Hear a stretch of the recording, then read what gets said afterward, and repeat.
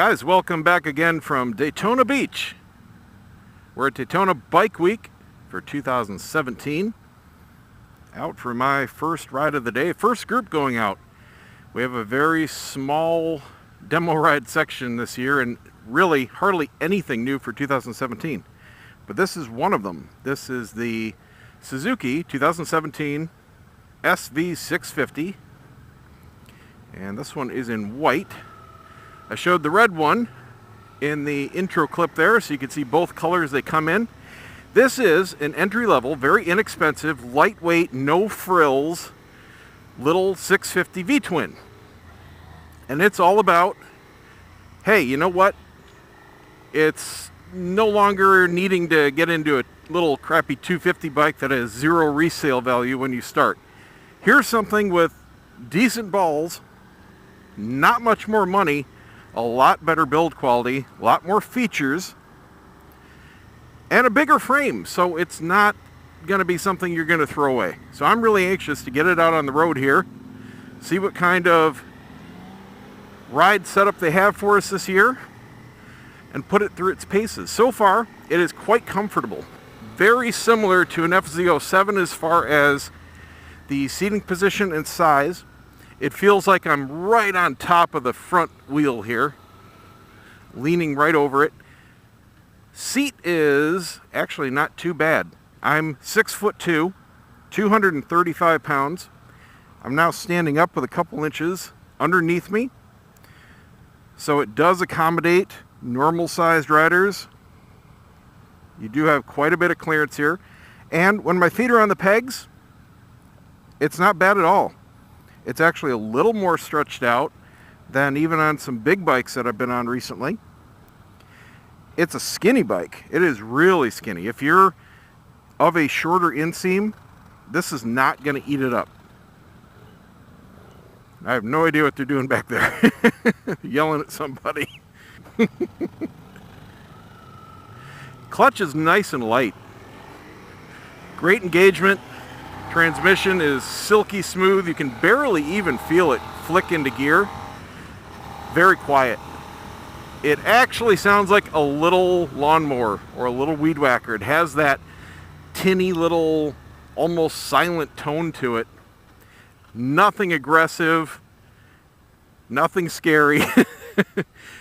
It actually doesn't sound like a V-twin at all. It sounds like a little inline 4.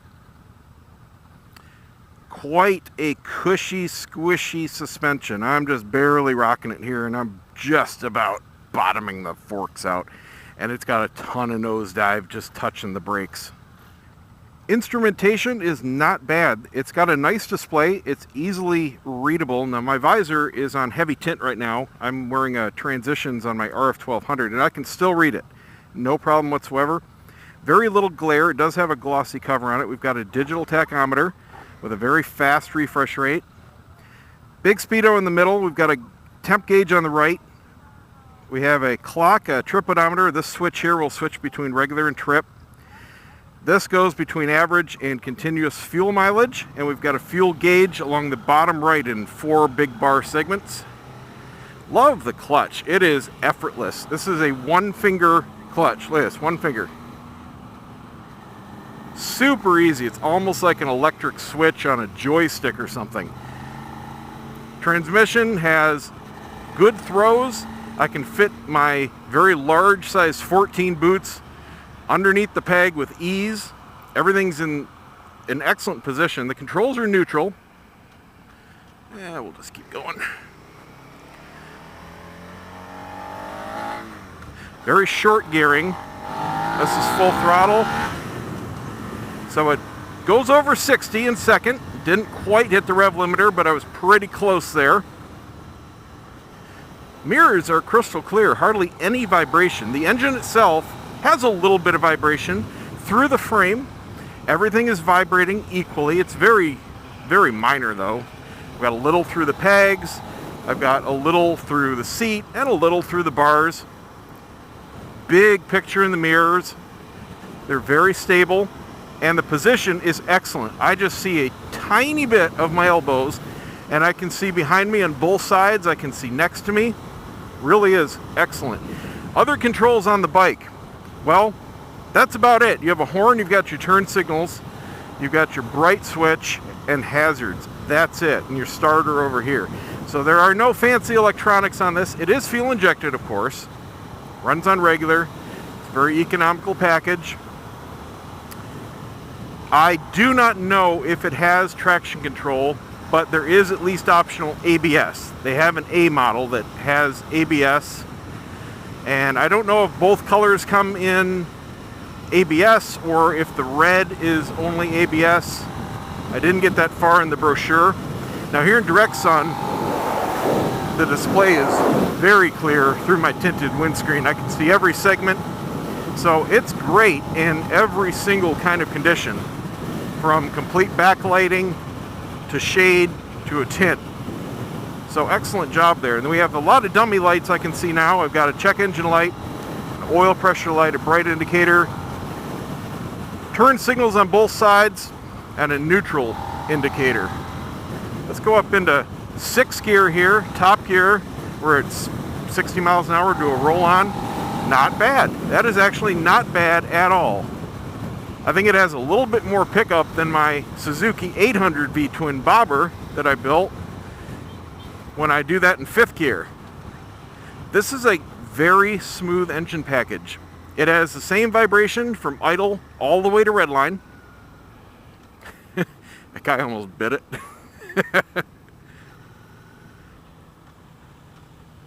I'm going to try to load it down here and see what kind of torque it's got in a mid gear. Bar width is average. Not too wide, not too narrow. Very thin feeling. The grips are very small. The bar itself is very small, but it's functioning just fine. The rear suspension feels better sprung, at least for my weight, than the front. I'm not feeling it dip and dive at all or compress. All right, so I'm going to go into 4th here, do a roll on at 40 miles an hour. That is exceptional. There is nothing wrong with that. That is great for passing power. You know, that's typical of what you find on a surface street like this. If you want to zip around somebody and you don't want to downshift into 2nd, say you're just hanging out here in 4th and hit it and go. Super easy. Downshifts are very smooth. I'm not even blipping it. Clutch has a great friction zone. Very smooth up and down. Nope, not making that light. Let's find neutral here. Totally easy. Perfect. It's got its own little notch. Super simple. Looks wise, you know, it's a basic bike. It really does kind of look like a plainer FZ-07. Not quite so many sharp lines to it. You see a big radiator sticking out. That's not so hot. You see some raw hose and a old Honda looking Civic cap. Typical Japanese stuff. That's really about it. And then you've got a little bit of a space frame. Everything's kind of painted black on this so it blends in. So is the case. And that's it. First sticks into place with total ease. Let's give it the gas in 2nd here.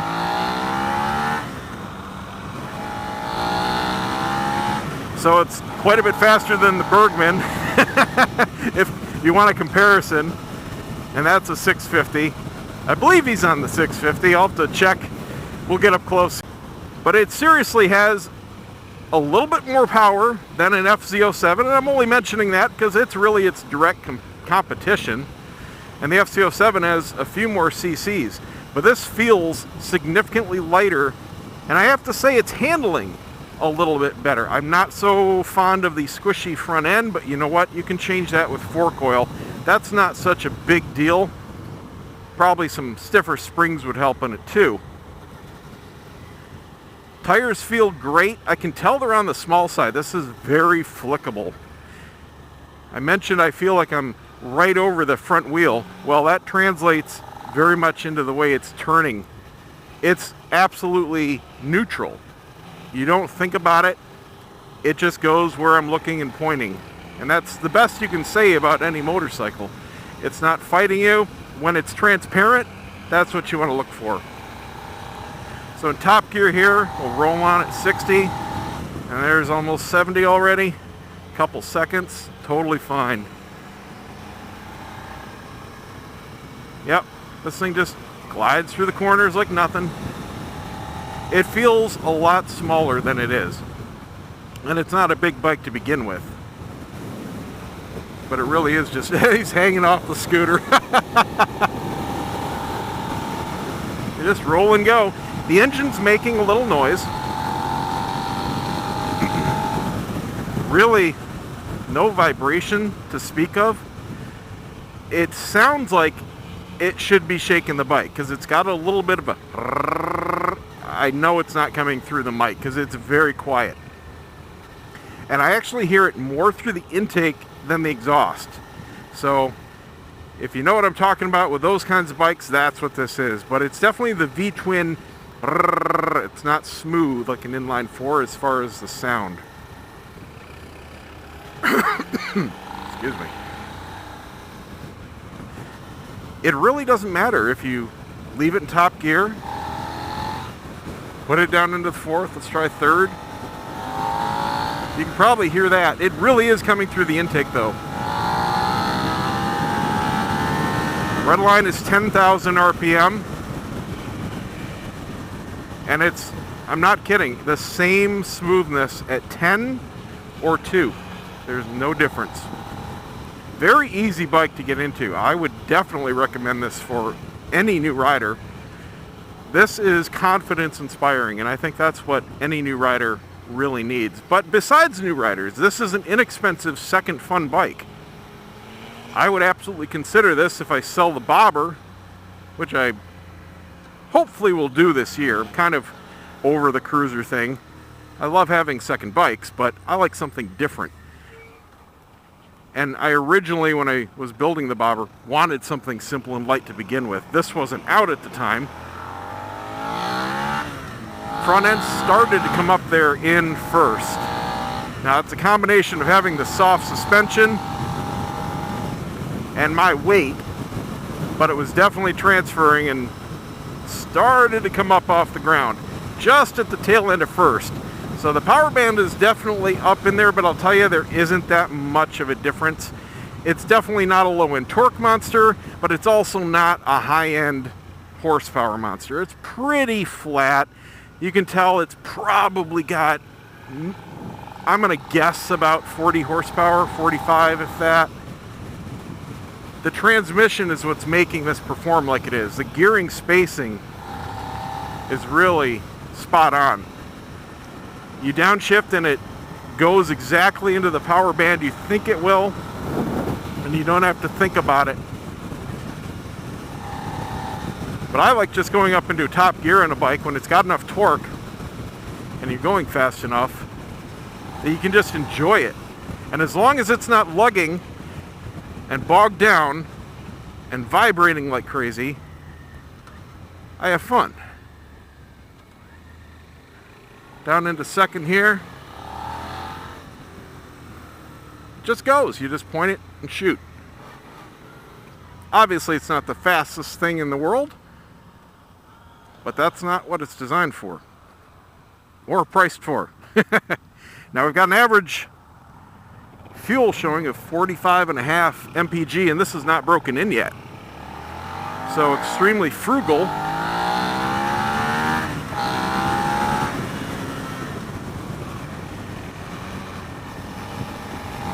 I really want to see if that's a 650 Bergman. I think it is.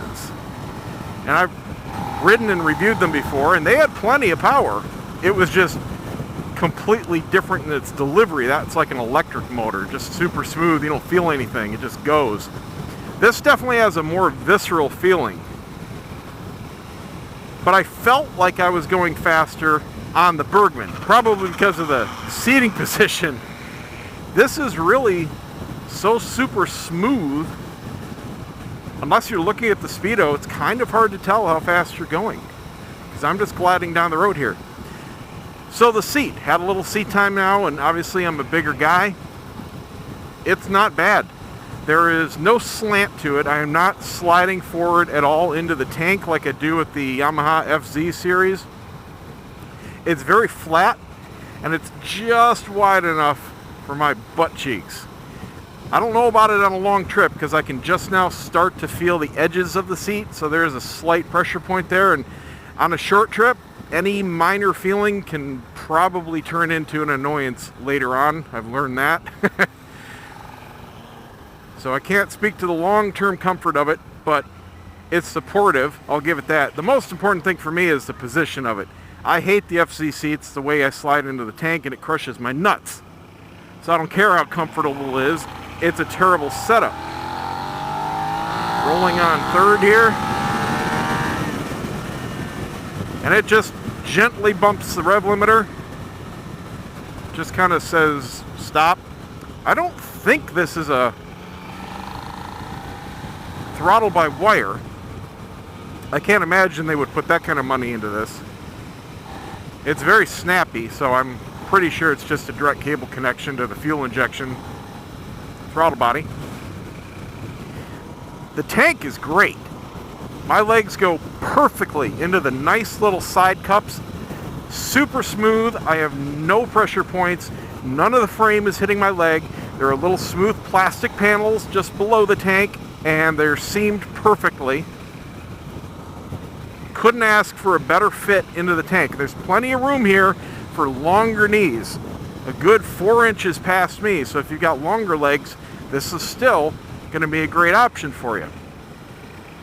Pegs are very neutral. They are directly below my hips, and I've got a nice bend in the knees. It's comfortable. I would have no problem on this for any duration. It's the same as my FJR. This is exactly what I'm used to riding every day.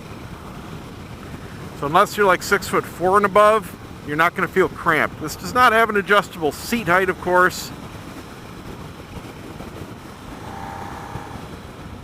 But I can't imagine too many people not fitting this bike. You'd have to be really short in stature to not be able to flat foot this and sit on it very comfortably.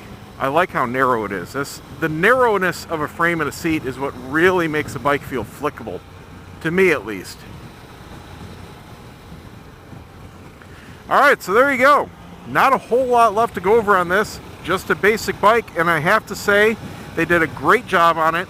For what it is, I see no faults. I really don't. This is a up-to-speed, modern 2017, lightweight, inexpensive, entry-level bike that ticks all the boxes. I kid you not. There is nothing sticking out that I can say, wow, they really did a bad job on that, or they could have improved that. There's no such thing as a perfect bike, but this is as close as you're going to get if you're looking for this budget and style of bike. Definitely give it a shot. Ride anything you're interested in, but I think a lot of people are going to be surprised, as I am, and pleased with this. So this has been the 2017 Suzuki SV650. Comes in red and white. Subscribe to see more, and we'll see you next time.